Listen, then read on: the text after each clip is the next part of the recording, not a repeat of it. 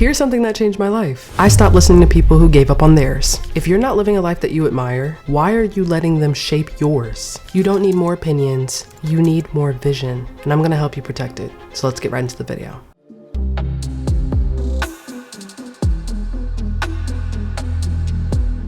First and foremost, too many people are building their lives based on the opinions of others. Something I have never understood. It's not easy because subconsciously, while I have not understood it, I also have been victim of it. Subconsciously, you think taking the safer route, or you think taking a route that makes you less joyful or creates less impact in your life is the best route. But the reality is you just let a lot of doubt and negativity seep into your thoughts that really minimize that ability to make your dream life your reality. Take for example me. I've built my dream life and I'm continuing to online. I love content creation. I do it as a day job in one aspect, and then I come home and I do it just like this. My friends follow me on social media. Most of my coworkers, if not all, know I also create online. Not by choice, by chance. Some by choice, some by chance actually. But I tuned out all the wrong voices. If you're scared to create content online or build your dream life, for me, I'm gonna be talking from the lens of content creation, but apply it to what you want to do. If you're nervous that your family is gonna see you trying, that's a bigger issue. One, look at where you would like to be, how you have your Pinterest board, what's written in your prayer journal. And I don't mean to compare or be rude, but realistically, look at the person that you're scared will see you trying. Do you honestly think their opinions hold that much weight? Why? If the answer is yes. I feel like sometimes it can just be linked to lack of confidence in yourself because those doubts did seep in.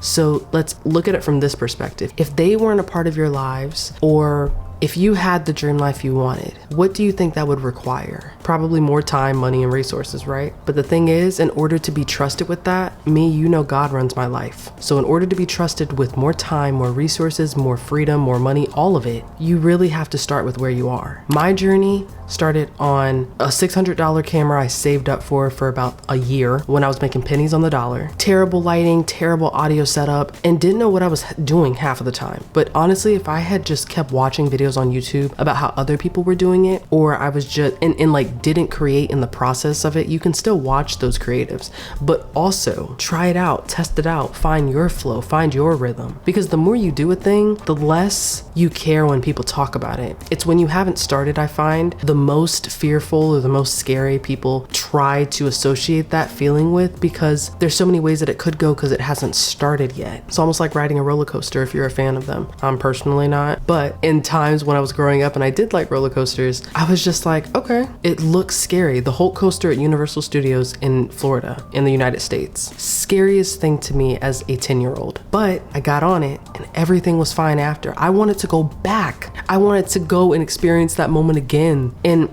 that's exactly what I'm trying to say with you. For whatever you want to build, it's scary until you start, because you get a chance to fail and then redo it again with a little bit more knowledge. The truth about unqualified opinions, people project fear because they didn't do the work. A moment of silence, but not everyone giving advice is credible. They just talk loudly. There were moments in my life where I would ask for advice from someone and I would be like, wow, halfway through the conversation, I do not feel like I was any much further in the answers I'm looking for after asking this person. I actually feel worse. And I realized their volume was almost always loud, which they may have associated that with impact in what they were saying, but really volume doesn't equate to knowledge. Overall, you can't live your dream if you're trying to earn approval from other people who've settled. What you do will always either be too much or not enough. Too much because you're trying to be this personality online and you're an influencer and it just looks like how they view a thing that they're not interested in. But from my lens, if I heard that opinion, I know my purpose is in providing value to be more confident in themselves, whether they decide to put a personality online or not. Maybe that funnels into how they operate at work, how they stand up for themselves and their family, how they have the confidence to get out of a situation. That comes with doing things that scare you or drowning out all that doubt and negativity that over the years those people have brought to what you'd actually want to do. So like I said, I rock with God heavy. He runs my life. I walk my path, but he will either direct me in the right path, keep me going, or he'll redirect me. The thing I want you to remember is that you're always always on the right path. How long you take to get there is up to the choices that you make. So how to discern what voices actually matter? First, go to God. I know I have talked about that a lot, but I will continue to on this channel because without him, I'm nothing. I've started to spend a lot more time in my time with God, my quiet time with God, so that I know what he wants me to do. I pray I'm doing the right thing, but I also have more hope and more faith in knowing that if I'm not, he will redirect me. The Holy Spirit will activate within me and tell me this is just not working out, or this is great, but you're gonna be in this season for a while. We gotta go through some challenges and then I'll elevate. It's really helped with perspective. For the people in your life, for the environments that you're in, you have to ask the question, do they want to see me win or stay comfortable? Because sometimes people can't fathom the thought of success or seeing more because they don't see it for their own lives. The real question to ask is always, can these people in my life handle the elevation I will see within my own? If the answer is no, it doesn't mean you cut them out, it just means you distance yourself. Check in with them from time to time, but it shouldn't be your main source of communication or connection when you are decompressing from trying to build that dream life. So in order to protect that vision, you have to create daily habits to stay grounded in your dream. Your first one of the day should be making your bed, no matter what. Other habits include brushing your teeth, washing your face, all the little mundane things that you do when you get out of bed. That's how you get your first few wins of the day. You feel like you're ready to take on more by starting small and then building up. Then you need to create a to-do list of what that day looks like, break it out to morning, afternoon, and evening, and get your top 2 in each category of the day. And that's how you start winning more. Checking it off, seeing it scratched off a list shows you're being productive, and it builds that dopamine, that serotonin, that like, I can do more every single day. Like I said earlier with my quiet time with God, having silence, moments where you separate yourself from the crowd, even from like your closest people,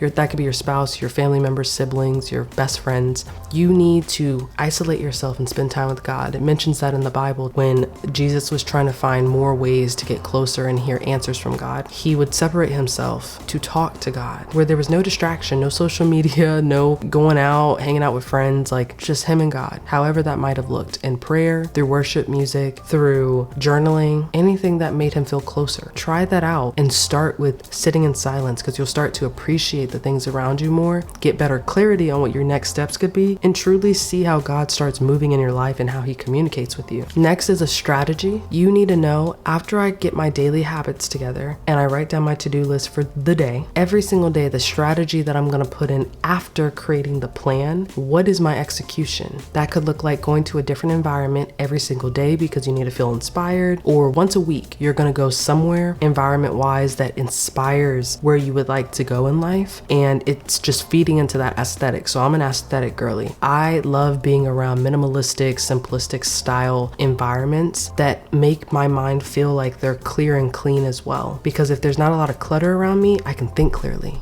Having faith in the midst of that is just as important as talking to God. So believe that what you write down, what you ask for in prayer will come true. You just got to understand that your time and God's time were completely different. So that's where that faith comes into letting God know your will, not mine. Journal, keep a record of everything. What's helpful is that my time with God also meshes with journaling. So I write down my thoughts in the midst of what I learned through the Bible, through prayer, through just releasing my frustrations or sadness or joys or celebrations with God. And it's really helpful. And then your circle. Who are you surrounding yourself with every day? Like I kind of talked about or alluded at the beginning of this video, if you're scared to create or you're scared to start something because your closest friends or family might see you trying, you really need to evaluate why you care so much about what they might think about you.